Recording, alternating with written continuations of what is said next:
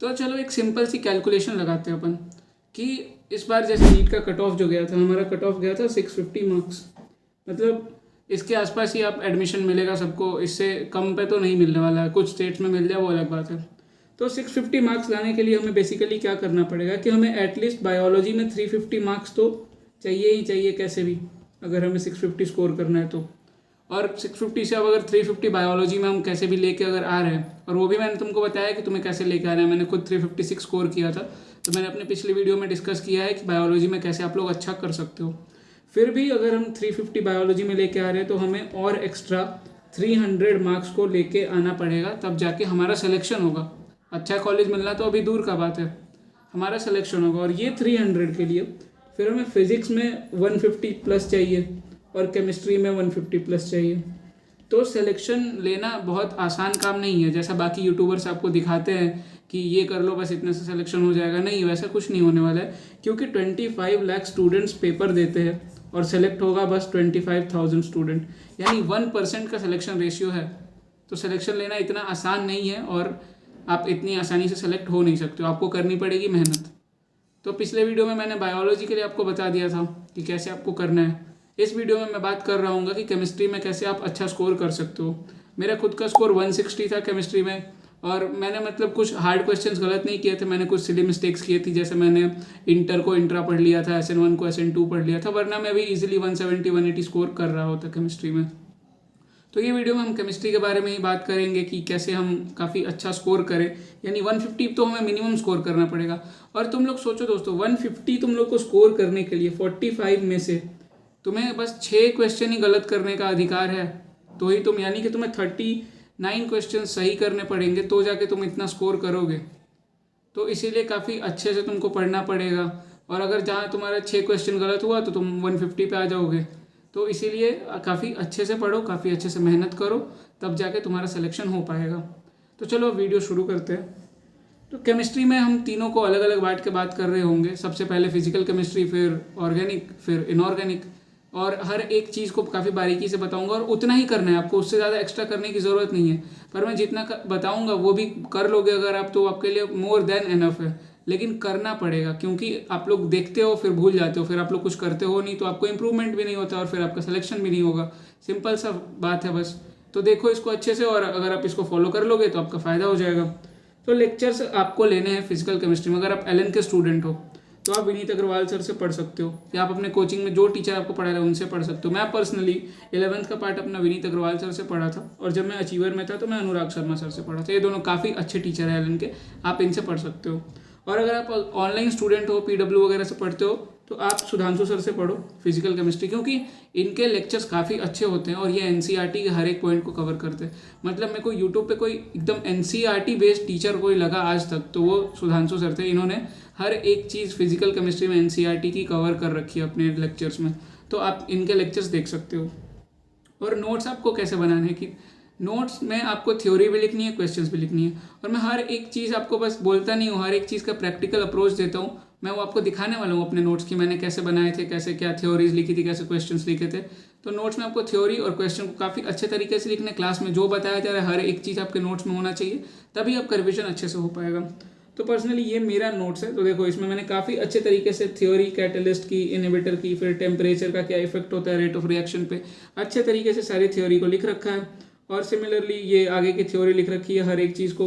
और देखो मैं देखता हूँ बहुत सारे बच्चे जगह बचाते हैं, ऐसे एक पेज को वो क्या करते हैं कि वो 2 पार्ट में डिवाइड करके लिखते हैं, पर फिर इससे उनको रिवीजन करने में बहुत ज़्यादा दिक्कत होती है। वो एक तरह से खिचड़ी बन गई होती है पूरे पन्ने की। वैसे आपको शॉर्ट नोट्स बनाते टाइम कर सकते हो, पर अगर आप नोट्स बना रहे हो दोस्तों तो काफ़ी अच्छे से बनाओ, नीट एंड क्लीन नोट्स बनाओ, ताकि आपको रिविजन करने में कोई दिक्कत नहीं हो। तो यहाँ जैसे मेरे नोट देखो काफ़ी नीट एंड क्लीन है और काफ़ी अच्छे से हर एक चीज़ लिखा हुआ है, ताकि मेरे को रिविजन करने में भी ज़्यादा दिक्कत आएगी नहीं इससे। नेक्स्ट थिंग है कि थ्योरी दिखा दी, फिर उसके अगले पन्ने पे उससे रिलेटेड जो भी क्वेश्चंस थे, असर्शन रीजन हो गया हमारा, एक तो AR हमारे कोचिंग के टीचर्स कराते थे, ग्राफिकल क्वेश्चंस हो गए, और बाकी जो नॉर्मल न्यूमेरिकल टाइप्स क्वेश्चंस है वो क्वेश्चंस करा। और रिवीजन के क्रम में भी हमें ऐसा ही करना होता है कि हमें सबसे पहले ये थ्योरी पढ़नी होती है और उसके बाद ये क्वेश्चंस करने होते हैं।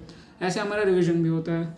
फिर नेक्स्ट है कि क्वेश्चन प्रैक्टिस फिजिकल केमिस्ट्री में हमें कहाँ से करना है। तो क्वेश्चन प्रैक्टिस के लिए आपको कोई एक मॉड्यूल करना है। आपका मॉड्यूल किसी भी कोचिंग का हो सकता है, चाहे वो LN का हो, या फिर आकाश का हो, या फिर PW का हो। आप कोई भी कोचिंग का मॉड्यूल कर सकते हैं, आपकी मर्जी है। हर एक कोचिंग के मॉड्यूल में कंटेंट लगभग मोर और लेस सेम ही है, तो आप कर सकते हो। और 37 ईयर की PYQ आपको करनी है। आप कोई भी एक बुक ले लेना, MTG अरिहंत जो भी आती है। वैसे MTG मेरे को पर्सनली ज़्यादा अच्छी लगती है कि उसमें एक्सप्लेनेशन काफ़ी अच्छे दे रखे हैं, तो MTG की बुक लेके उससे आप 37 ईयर के क्वेश्चंस कर सकते हो। और ये दोनों चीज़ जब आपकी हो गई अगर, तो आप एग्जाम्पलर पे जंप कर सकते हो। अगर आपने ये दोनों चीज़ को रिपीटेडली 1-2 बार कर लिया है तो आप एग्जाम्पलर सॉल्व कर सकते हो। इससे ज़्यादा आपको करने की कुछ ज़रूरत है नहीं।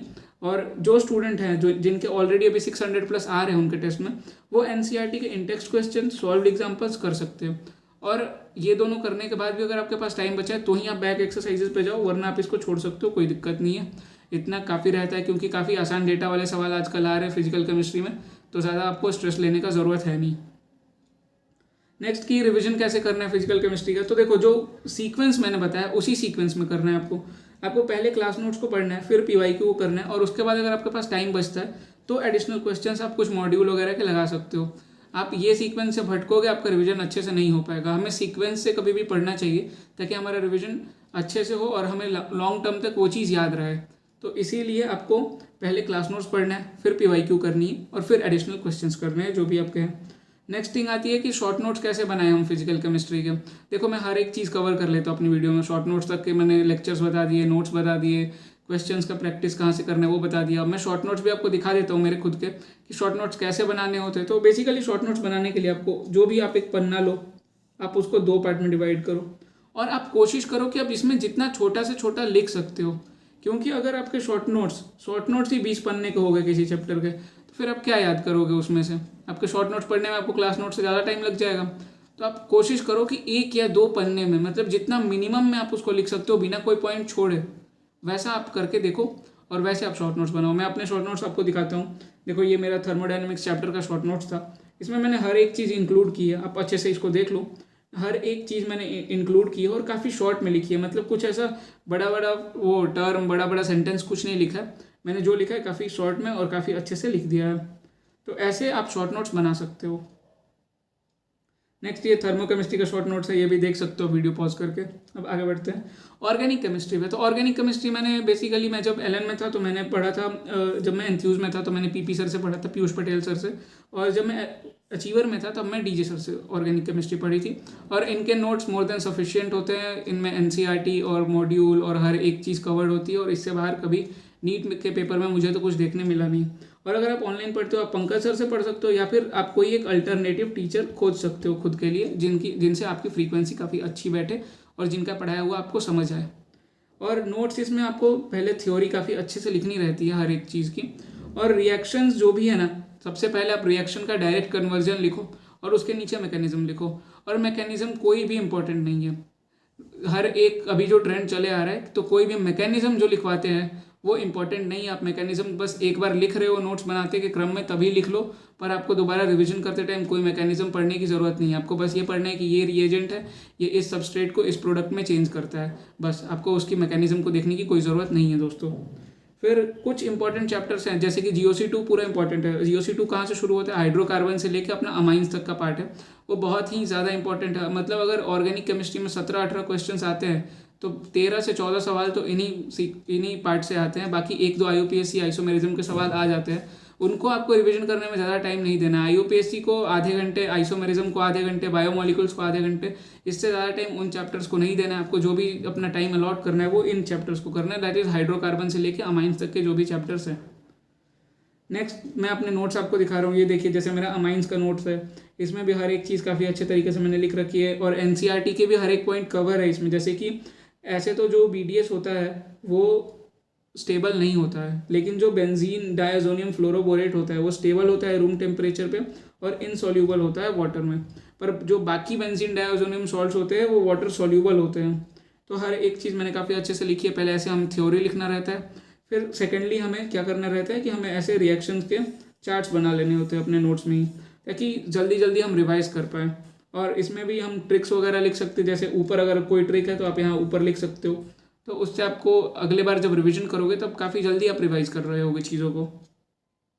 शॉर्ट नोट्स कैसे बनाने हैं आपको, तो ऑर्गेनिक केमिस्ट्री में आपको शॉर्ट नोट्स बहुत इंपॉर्टेंट है, बहुत हेल्प करेंगे आपके। आपको सारे रिएजेंट्स लिखने हैं और उनका फंक्शन लिखना है कि ये रिएजेंट क्या फंक्शन करता है, और सारे नेम्ड रिएक्शन लिखने, लगभग अपने सिलेबस में 20-22 नेम्ड रिएक्शन है, तो वो हर एक नेम्ड रिएक्शन आपको अच्छे से लिखना पड़ेगा, चाहे रीमर-टीमान, स्टीफन रिएक्शन, रोजेनमंड रिएक्शन, सारे नेम्ड रिएक्शन आपको एक जगह कंपाइल करके अच्छे से लिख लो, तो वो रिवीजन करते टाइम बहुत आपको आसानी होगी, बहुत जल्दी से रिवाइज कर पाओगे। और बहुत सारे जितने भी कन्वर्जन है वो आपको डायरेक्टली कन्वर्जन लिख लेने हैं, बिना मैकेनिज्म लिखे कि ये जो रिएजेंट है इस सबस्ट्रेट को इस प्रोडक्ट में चेंज करता है, बस सिंपल से ऐसा कन्वर्जन आप लिख सकते हो। और एनसीईआरटी के कुछ इंपॉर्टेंट पॉइंट्स आपको नोट्स में इंक्लूड करने हैं, लाइक फिजिकल प्रॉपर्टीज़ दे रखी होती हैं, वो बहुत सारे कोचिंग्स में बहुत सारे टीचर्स नहीं पढ़ाते, उसको स्किप कर देते, और इस बार तो एक क्वेश्चन भी आया था नीट में फिजिकल प्रॉपर्टी के रिलेटेड। या फिर जो चैप्टर के स्टार्टिंग में इंट्रोडक्टरी पार्ट दे रखा होता है, उसको भी आपको लिखना ज़रूरी होता है, तो ये आप शॉर्ट नोट्स में ज़रूर इंक्लूड करें, इससे आपको बहुत फ़ायदा होगा। जैसे मैं आपको दिखाता हूँ, ये देखिए फिजिकल प्रॉपर्टी, इसमें एक ये लाइन है कि petrol is a mixture of hydrocarbon and use as a fuel for automobiles. और उसके नीचे एक और चीज़ है कि पेट्रोल को हम यूज़ करते हैं dry cleaning of clothes to remove grease stain. ये बात मैक्सिमम बच्चों को नहीं पता होगी, और अगर ऐसे क्वेश्चंस नीट में आ जाते हैं तो आपके पास एक्स्ट्रा एज रहेगा, क्योंकि आपने ये सब चीज़ें एनसीईआरटी से पढ़ी है और अपने शॉर्ट नोट्स में लिखी हुई है। नेक्स्ट एक और है, जैसे ये आया ही था अभी बॉइलिंग पॉइंट रिलेटेड, और देखो मैंने यहाँ पहले से ही मार्क कर रखा है कि इसे अच्छे असर्शन रीजन बनाए जा सकते हैं, और नीट में एक क्वेश्चन आया भी था बॉइलिंग पॉइंट से रिलेटेड वाला, तो वो यहाँ से हो जाता आपका क्वेश्चन आराम से। नेक्स्ट थिंग, जैसे ये अमाइंस का इंट्रोडक्शन वाला पार्ट है, तो ये अमाइंस का पहले पेज पे आपको देखने मिलेगा। बहुत सारे बच्चे इसको भी इग्नोर कर देते हैं, पर सोचो अगर कल आपको क्वेश्चन आ गया कि एड्रेनलिन एंड एफिनेफ्रिन में जो अमाइनो ग्रुप होता है वो प्राइमरी होता है, सेकेंडरी होता है या टर्शियरी होता है, तो आप कैसे आंसर करोगे। इसीलिए ये जो चीज़ें दे रखी होती है ना इंट्रोडक्टरी पार्ट में, 4-5 डेटा ही दे रखे होते हैं, उसको आप अपने शॉर्ट नोट्स में ज़रूर इंक्लूड करना, क्योंकि इससे पोटेंशियल क्वेश्चंस फ्रेम हो सकते हैं। जैसे यहाँ ये एड्रेनलिन एंड एफिनेफ्रिन के बारे में दे रखा है, यहाँ बेनाड्रिल के बारे में दे रखा है, नोवोकैन के बारे में दे रखा है, तो ये सब चीज़ों से क्वेश्चंस फ्रेम हो सकते हैं। यहाँ 3 क्वेश्चन तो यहीं पे फ्रेम हो जाएंगे, तो ये सब चीज़ का ध्यान रखना है, इसको अपने शॉर्ट नोट्स में इंक्लूड करना है, जिससे आपको बहुत ज़्यादा फायदा होगा और बाकी बच्चों से आपके पास एक एक्स्ट्रा एज रहेगा। नेक्स्ट थिंग है कि एनसीईआरटी बहुत ज़्यादा इंपॉर्टेंट है ऑर्गेनिक की। एनसीईआरटी के जितने भी चार्ट्स दे रखे, जितने भी टेबल्स दे रखे, जितने इंटेक्स्ट क्वेश्चन है, और each and every line of NCERT is important in organic chemistry. तो हर एक लाइन को काफ़ी अच्छे से पढ़े, काफ़ी ध्यान से पढ़े। मैं दिखाता हूँ, जैसे देखो ये टेबल दे रखा है, तो इसमें ये थैल्डिहाइड दिया हुआ है, इसका स्ट्रक्चर ये है। इससे क्वेश्चन सिमिलरली पूछ सकते हैं कि व्हाट इज थैल्डिहाइड, और आपके पास 3-4 ऑप्शंस में इधर से ही 3-4 स्ट्रक्चर डाल के दे सकते हैं। या फिर एक और इंपॉर्टेंट कंपाउंड है मेसिटाइल ऑक्साइड, उसका भी यहाँ दे रखा है, तो इससे भी क्वेश्चन आ सकता है। स्ट्रक्चर ही पूछ लेंगे, या फिर पूछेंगे कितने कार्बन होते हैं मेसिटाइल ऑक्साइड में, या फिर मेसिटाइल ऑक्साइड का आईयूपीएसी नेम क्या होता है। तो ऐसे बहुत सारे क्वेश्चंस ये चार्ट से भी फॉर्म हो सकते हैं, तो आपको काफ़ी अच्छे से इनको पढ़ना है। नेक्स्ट थिंग कि जैसे ये सब छोटे छोटे टेबल्स दे रखे होते हैं, जैसे यहाँ विनाइलिक हैलाइड, एराइल हैलाइड, ये सब को एक्सप्लेन किया है, ये भी नीट में आ चुका है। तो ऐसे क्वेश्चंस भी बहुत ज़्यादा उठ के आ जाते हैं, और ये चैप्टर के शुरू में दे रखे होते हैं, तो बच्चे इनको इग्नोर करते हैं, पर आपको नहीं करना है इनको इग्नोर, आपको इनको काफ़ी अच्छे तरीके से पढ़ के जाना है। फिर उसके बाद जो एग्जाम्पल्स है, सॉल्व एग्जाम्पल्स, वो आपको काफ़ी अच्छे तरीके से देख के जाना है, क्योंकि इस पर बेस्ड क्वेश्चन आते हैं। एग्जैक्ट तो उठ के बहुत कम आते हैं, पर इस पे बेस्ड इससे आसान क्वेश्चन ही आपको देखने को मिल जाएंगे आपके पेपर में। जैसे ये एक रिएक्शन है, और आपके लिए क्वेश्चन मैं यहाँ पुटअप करता हूँ कि आपको बताना है कि ये रिएक्शन का नाम क्या है। ये जो यहाँ रिएक्शन दे रखी है ये वाली, ये रिएक्शन का नाम क्या है। मतलब ये तो इनअप्रोप्रिएट है, जो ये रिएक्शन है, इस रिएक्शन का आपको नाम बताना है कि ये रिएक्शन का क्या नाम है, मतलब और आपको ये भी बताना है कि ये SN1 रिएक्शन है या फिर SN2 रिएक्शन है, तो आप कमेंट सेक्शन में मुझे बताना। नेक्स्ट थिंग कि आप एनसीईआरटी की बैक एक्सरसाइजेस को भी कर सकते हो। आप लोग क्वेश्चन प्रैक्टिस के लिए साइड बुक्स पे भटकते रहते हो, वो बहुत ही ख़राब बात है। आपके एनसीईआरटी में ही बहुत सारे क्वेश्चंस दे रखे हैं, जिनको आप इजीली प्रैक्टिस करोगे, आपकी प्रैक्टिस बहुत ज़्यादा इंप्रूव होगी और आपके कॉन्सेप्ट भी बहुत ज़्यादा स्ट्रॉन्ग होंगे। जैसे ये बैक एक्सरसाइज है, और यहाँ देखो अच्छे कन्वर्जन के क्वेश्चंस दे रखे हैं, रिएजेंट्स पूछ रखे हैं, और इनमें से ही कोई उठ के आता है एग्जाम में। आपको पता भी नहीं लगता कि वो सवाल एनसीईआरटी का है, और वो आपके टेस्ट में, वो नीट में पूछा जाता है, क्योंकि आपने कभी एनसीईआरटी की बैक एक्सरसाइज की ही नहीं होती है। तो आपको ये बैक एक्सरसाइज एनसीईआरटी की पॉजिटिवली करनी है, और इससे भी आपके पास एक वो रहेगा कि हाँ आपने बैक एक्सरसाइज करके रखा, आप कॉन्फिडेंट फील करोगे। नेक्स्ट थिंग आती है कि ऑर्गेनिक में क्वेश्चन प्रैक्टिस कैसे करनी है। तो एक बहुत ही फेमस कोट है कि the more you sweat in peace the less you bleed in war. यानी कि हम अगर पीस में जितना ज़्यादा पसीना बहा रहे हैं, यानी हम जितना ज़्यादा क्वेश्चन प्रैक्टिस करेंगे, हमारे वहाँ नीट एग्जाम में गलतियाँ होने की चांसेस बहुत कम हो जाएंगे। Like the number of question practice is inversely proportional to silly mistakes, यानी जितने ज़्यादा क्वेश्चन प्रैक्टिस करो गलतियाँ उतनी कम करोगे नीट वाले दिन जाके, इसीलिए मैक्सिमम क्वेश्चन प्रैक्टिस करके जाना है आप लोगों को। और क्वेश्चन प्रैक्टिस में क्या करना है, कहाँ से करना है, वो यहाँ लिखा हुआ है। आपको सबसे पहले किसी एक कोचिंग की मॉड्यूल करनी है, फिर PYQs लगाने 37 ईयर के, फिर NCERT एग्जाम्पलर करनी है। और आप इसको 2 फेजेज में बांट सकते हो। जब जैसे पहली बार आपने चैप्टर पढ़ा, 3 फेजेज में बांट सकते हैं। पहली बार आपने चैप्टर पढ़ा तो आप बस मॉड्यूल और PYQ कर लो। दूसरी बार आप जब रिवीजन करने जा रहे हो तो आप सिर्फ और सिर्फ एग्जाम्पलर कर लो। तीसरी बार जब आप रिवीजन करने जा रहे हो तो आप इन टेक्स्ट क्वेश्चंस और बैक एक्सरसाइज कर लो।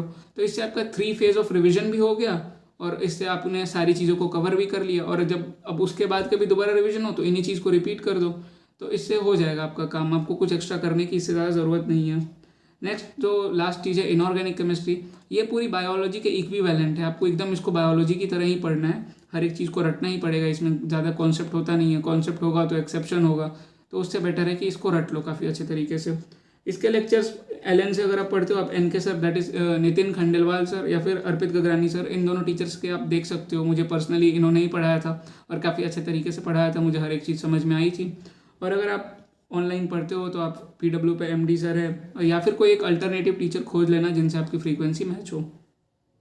नोट्स काफ़ी इसके आप शॉर्ट एंड क्रिस्प बनाना, कुछ ज़्यादा एक्स्ट्रा आप इसमें लिखना मत इनके नोट्स में। लाइक वो थर्मल डिकम्पोजिशन वगैरह बहुत ज़्यादा पढ़ाते हैं, थर्मल स्टेबिलिटी और फजान्स रूल में भी बहुत एक्स्ट्रा पढ़ाते हैं, पोलराइजेशन, पोलराइजेबिलिटी।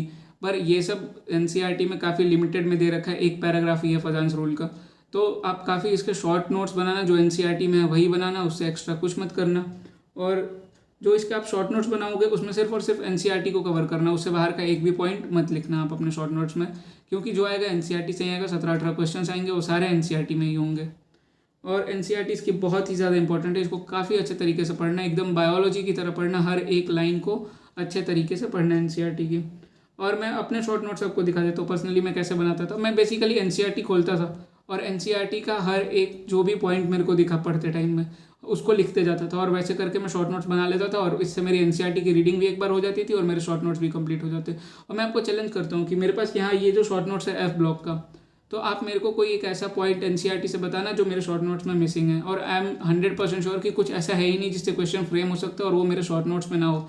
तो अगर आप इतने कॉन्फिडेंस के साथ शॉर्ट नोट्स बनाएंगे तो फिर आप आखिर टाइम में अपने शॉर्ट नोट्स पे रिलाई कर सकते हैं। जैसे मैंने आखिर के टाइम में इनऑर्गेनिक, ऑर्गेनिक ये सब की NCERT नहीं पढ़ी, मैंने सिर्फ अपने शॉर्ट नोट्स पढ़े। मैं आपको पहले शुरू से बताते आ रहा हूँ ना कि मैंने एक काफ़ी यूनिक कॉपी बनाई थी, उसमें मैंने हर एक चीज़ को लिख लिया था और उसको ही मैं रिवाइज करता था। तो ये उसी कॉपी के पेजेस है। तो देखो मैं F ब्लॉक का हर एक पॉइंट इधर मेरे शॉर्ट नोट्स में है, और आप इसको अच्छे से देखना और आप बताना अगर मैंने कुछ छोड़ा होगा। मुझे तो पूरा यकीन है कि मैंने इसमें कुछ भी नहीं छोड़ा है। नेक्स्ट जो ये भी अगला पन्ना है F ब्लॉक का, इसमें हर एक पॉइंट इंक्लूडेड है और इससे ही क्वेश्चंस आते हैं और इससे ही क्वेश्चंस आए भी थे। लाइक जो भी था इधर से ही आया था और इससे ही आएंगे आगे भी जाके। तो इसको काफ़ी अच्छे तरीके से आप लोग भी शॉर्ट नोट्स बनाना और शॉर्ट नोट्स से ही पढ़ना, तो ज़्यादा बेटर रहेगा और जल्दी रिविजन भी होगा। नेक्स्ट क्वेश्चंस कहाँ से करने हैं, आपको मॉड्यूल करना है, PYQ करनी है और NCERT के इन टेक्स्ट क्वेश्चन, सॉल्व्ड एग्जाम्पल और एग्जाम्पलर, इतनी चीज़ें आपको मिनिमम करनी पड़ेगी। जैसे मैंने वीडियो के शुरू में ही बोला कि सिलेक्शन लेना इतना आसान काम नहीं है जितना आप सोच रहे हो। तो आपको इतनी चीज़ें करनी पड़ेगी तो ही आपका सिलेक्शन होगा। और रिवीजन के लिए आप NCERT प्रेफर करो और शॉर्ट नोट्स प्रेफर करो। और NCERT बेस्ड जितने ज़्यादा से ज़्यादा सवाल कर सकते हो, बहुत सारे टेस्ट पेपर उठाओ, टेलीग्राम से ही उठाओ या फिर जो आप टेस्ट देते हो उधर से, और जितने ज़्यादा आपको सवाल मिल जाए NCERT बेस्ड वो आप प्रैक्टिस करते रहो, वो आपके लिए बेनिफिशियल रहेगा। नेक्स्ट है कि अब इससे ज़्यादा आपको कुछ करने की ज़रूरत नहीं है दोस्तों। आप अगर भूल गए वीडियो देखने के एंड तक आते आते कि मैंने शुरू से क्या बताया, आप एक बार जाकर 2x पे जल्दी जल्दी देख के रिवीजन कर लो, क्योंकि आप लोग भूल जाते हो, आप लोग करते नहीं हो, वीडियो देख लेते हो, चले जाते हो और फिर आप लोग इसको फॉलो नहीं करते हो, फिर आपके नंबर नहीं आएंगे और फिर आपका सिलेक्शन भी नहीं होगा। तो वीडियो को काफ़ी अच्छे से देख लिया हो तो इसको अपनी डेली लाइफ में उतारो, और जो आपका नेक्स्ट टेस्ट आ रहा है तो मैंने जितना बताया उतना ही करके जाओ, जो भी उसका सिलेबस है, और फिर आके आप मेरे को फीडबैक दो कि इससे आपका इम्प्रूवमेंट हुआ या आपका इम्प्रूवमेंट नहीं हुआ। और नहीं हुआ तो मैं फिर आपको अल्टरनेटिव चीज़ें ही बताऊंगा। बाकी मुझे 100% भरोसा है, मैंने तो इतना ही किया था और मेरे 160 आए। तो अगर आप लोग भी इतना मिनिमम कर लोगे तो आपके भी मार्क्स श्योरली इंप्रूव होंगे और काफ़ी अच्छे मार्क्स आएंगे। और बाकी ऐसे ही पढ़ते रहो, मज़े करो। Thanks for watching.